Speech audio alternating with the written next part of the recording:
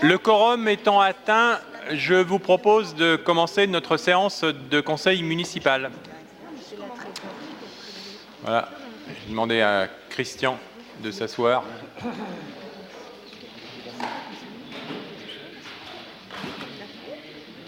Eh bien, je vous remercie de votre présence. C'est un conseil en quelque sorte historique puisque c'est la dernière séance de cette mandature. J'aurai l'occasion d'ailleurs de profiter de la séance à huis clos tout à l'heure pour prononcer quelques mots. J'ai, comme à l'habitude, donc j'ai un certain nombre de procurations qui me sont parvenues. Jean-Pierre Le Bourgeois donne pouvoir à Christian Bernard. Jean-Claude Magalaès donne pouvoir à Michel Louiset, et j'y voilà un rapprochement tout à fait prometteur. Et moi aussi. Michel Durel donne pouvoir, jusqu'à son arrivée, à Guylaine Godin. Benoît Rivet donne pouvoir à Sébastien Fagnan. Guy Eugène donne pouvoir à Yvan Dupont. Amandine Jaffre donne pouvoir à Liliane Loisel. Hervé Corbin donne pouvoir à Régine Villedieu. Et enfin, Sophie Herry donne pouvoir, mais elle ne l'a pas mentionné. Donc c'est vous, Monsieur Huette, qui... D'accord, je vais le noter.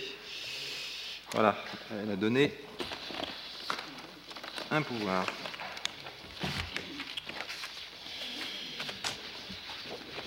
Voilà, je leur donne ça.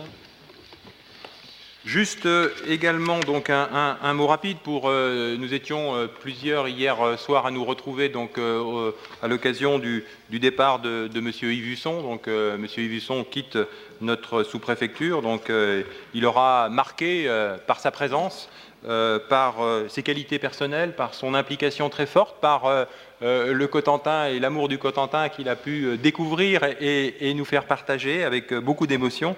Donc on va lui souhaiter, d'abord on va lui dire un grand merci. On a eu l'occasion déjà à plusieurs reprises de le remercier, et vous aurez aussi remarqué, je dirais, l'ensemble des collectivités de cette tournée d'adieu du sous-préfet, donc ce qui montre bien que nous avions en la présence et en la personnalité d'Yves Husson quelqu'un d'exceptionnel pour notre arrondissement.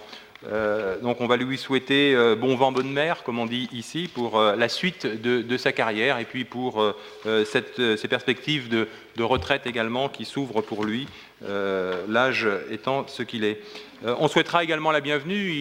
Il a été nommé en Conseil des ministres à son successeur, à M. Jacques Troncy, qui prendra, lui, ses fonctions, je pense, dans le courant du mois de mars. Donc, eh bien, nous accueillerons donc M. Troncy comme nouveau sous-préfet de l'arrondissement de Cherbourg. Ce que je vous propose tout simplement, c'est de passer à notre ordre du jour qui commence par l'approbation du compte-rendu de la séance précédente du conseil municipal. Est-ce que vous avez des remarques, des observations à formuler ? Non, eh bien on considère donc que le compte-rendu de la séance précédente du conseil municipal est approuvé.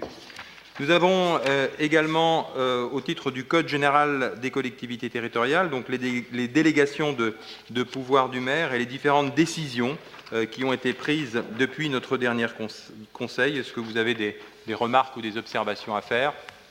Je n'en vois pas, donc je considère que ce compte-rendu des délégations est approuvé.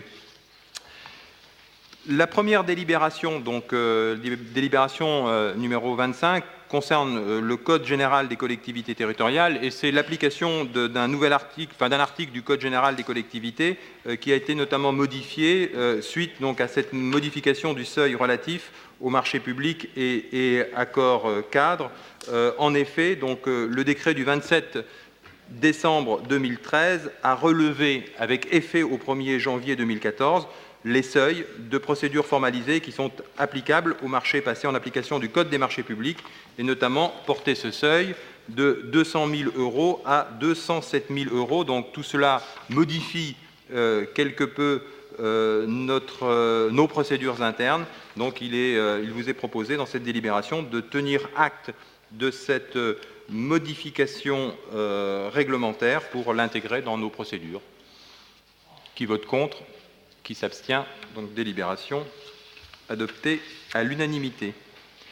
La délibération suivante, la délibération 36, donc c'est une délibération que nous prenons traditionnellement, est là pour but d'attribuer, donc suite à des réalisations de travaux, eh bien, des subventions pour ravalement de façades qui sont réalisées par des particuliers. Les modalités sont décrites dans la délibération et vous avez donc 3 bénéficiaires donc, qui ont mené des travaux de réhabilitation de leur façade et qui donc peuvent prétendre à cette subvention municipale. Est-ce qu'il y a des remarques? Vote contre? S'abstient? Délibération adoptée à l'unanimité. Nous avons également donc, dans la délibération suivante, la délibération 54, donc la demande du renouvellement d'autorisation d'exploitation de jeux et nous avons, comme il est prévu par les textes, donc un avis à émettre.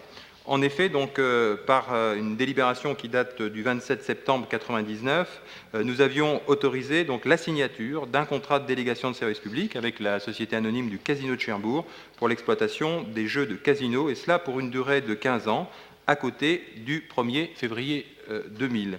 Donc, le cahier des charges a fait l'objet d'un avenant qui porte sur l'utilisation des recettes supplémentaires.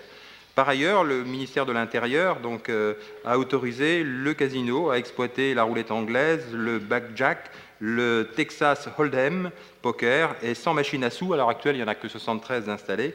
Donc cette autorisation, elle arrive à échéance le 1er juillet 2014 et donc les exploitants du casino donc, vont solliciter auprès du ministère de l'Intérieur donc, le renouvellement de cette autorisation. Mais bien évidemment, il faut que nous mettions, nous, un avis en amont, et il vous est donc proposé d'émettre un avis favorable à la demande de renouvellement donc, de l'autorisation d'exploitation donc, des différents jeux qui sont mentionnés et qui permettent donc au casino de continuer ses activités. Y a-t-il des remarques? Qui vote contre? Qui s'abstient?